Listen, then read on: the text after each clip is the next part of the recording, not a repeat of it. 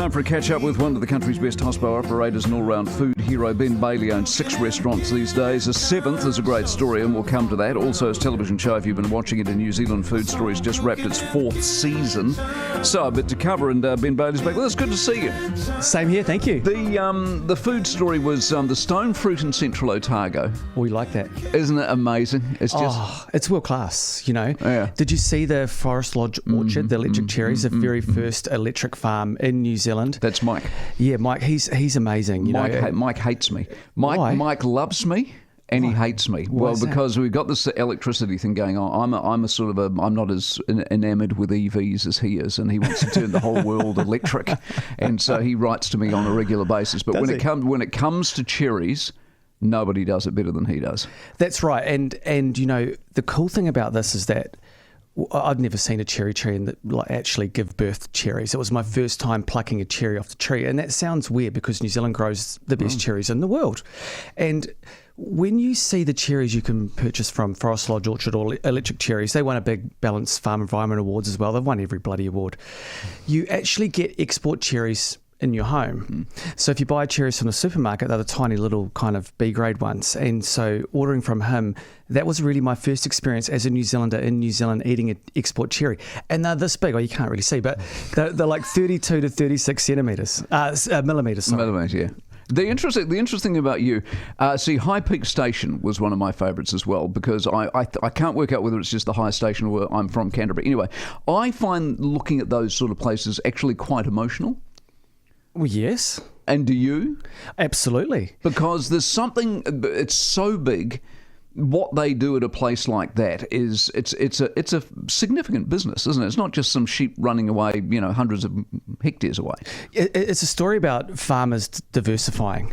And if you look at that family, who are just wonderful human beings, to be honest, how do you, especially when farms pass on through the generations, they often get divided up or sold. And so the father who sadly passed away wanted the whole family to live there together and to work it out.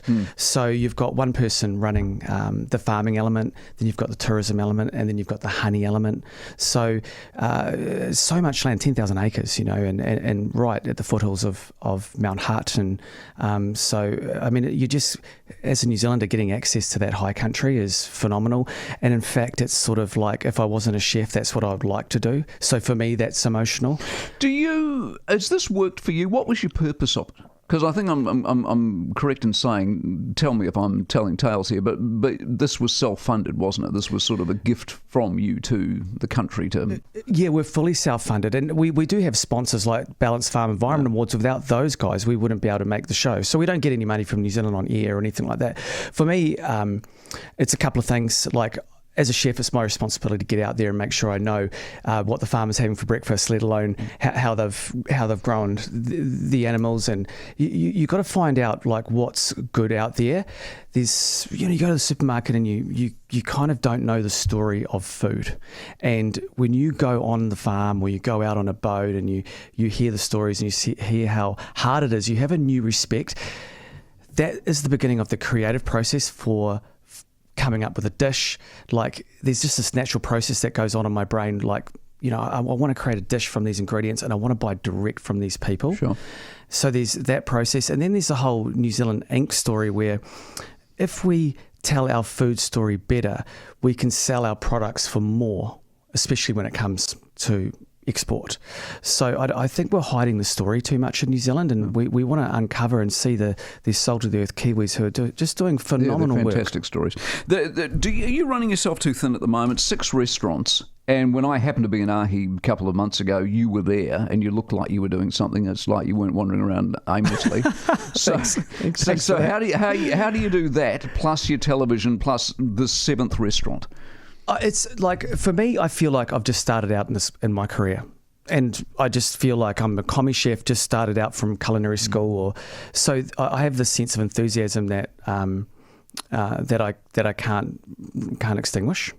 I get a lot of pride and value out of seeing other people sort of rise up employees or staff members rise up through the ranks, and I'm constantly replacing myself and giving a pathway to those staff members to be able to level up. I mean, I'm just a stepping stone for everyone that works at these restaurants, so my job is to make sure they go on to do better things. So a quick health check on the hospo industry, which has so many headlines. If you want to, in this current environment in New Zealand, Inc., can you do well?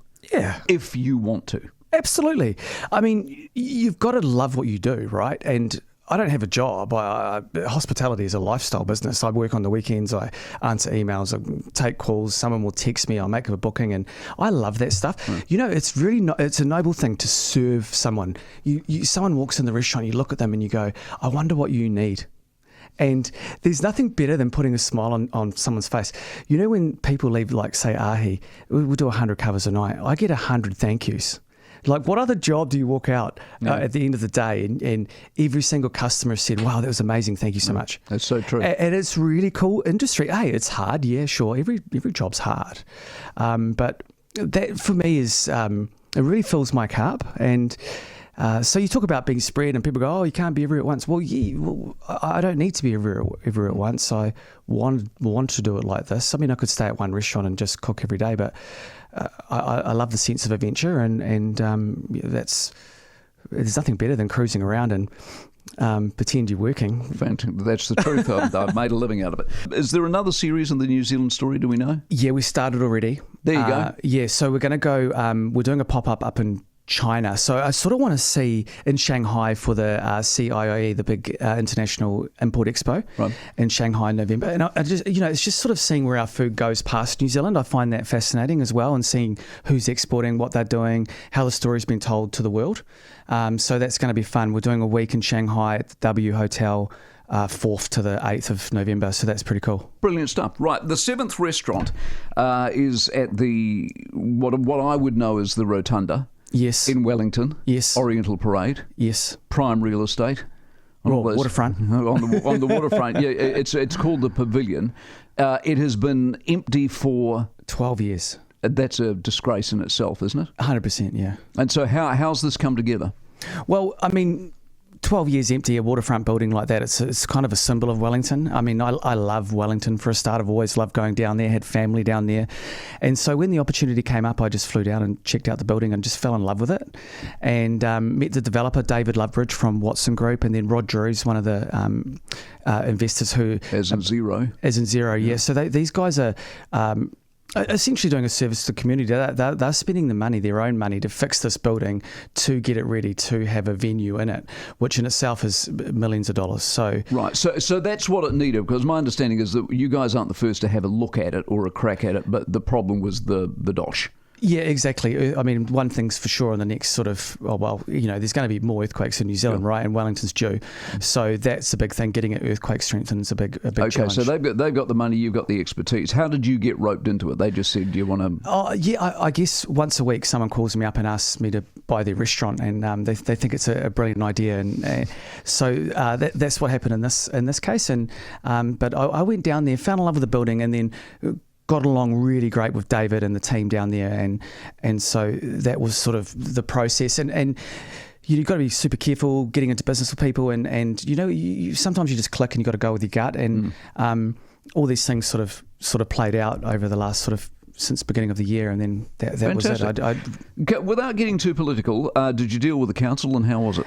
Poor David had to, yes, but they've been good, and they just don't have the money to fix it, so it's got to come from. So there's a mix of business and philanthropy in that sense. So my view is 100% that's the case.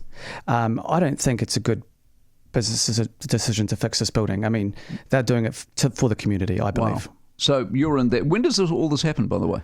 I reckon it will open we're hoping for October next year. Okay. Yeah, and I'm excited. We've got Garage Project involved, and they're part of the sort of cultural fabric of Wellington. Yes. So it's been amazing working with that team. They're one of the most amazing beverage companies in New Zealand. Seeing the alchemy, they make 100 new beers a year, so that's really cool. So there's some really good synergies there between food and I got beverage. myself in some trouble the other day. I've not tasted a zero alcohol beer that I can enjoy. I just don't like it. There's something about it's just. Have you got one? Have you tasted one? Is it out there? Well, yeah, not 0.0, like a tiny percent. So they're Garage Project like tinies. Like tiny percent, so like 5 or 6%, something like that. Just a little. Yeah. I think it's 0.5. Tiny's really good from Garage Project. Beer from Sawmill. So you argue they're good beers, and you can. Yeah, I mean they're drinkable. There you go. I mean those beers are good. Yeah, I mean you drink them, and I think when you drink zero beers or low, very very low alcohol beers, and you're at a party or whatever, there's some sort of placebo effect where you're just happy and you I don't know, cool. like it's. What I like about you is that, and because we talk about the economy a lot in this program, and it affects everybody, is that you don't seem affected by the economy, and you just do what you do. Yeah, well, I'm kind of nonchalant about it because you can't change it, and restaurants are a great barometer of the economy. It's discretionary spend, right? So we're some of the, I don't know, maybe people don't buy a new car and they don't go out for dinner. So second quarter of this year we saw a huge drop because the economy was going backwards and tourism dropped. So when those two things combine, then it really can affect restaurants. We had an amazing Christmas, a really good first quarter. But yeah, that really... Are you seeing some life now in Q3, as they say? In Q3, yes. I mean, it's really dramatically picked up. There's been some great activations in Auckland with Auckland Restaurant Month and things like that, and corporates are sort of spending a little bit more money. What about your entire empire around the country, your half dozen?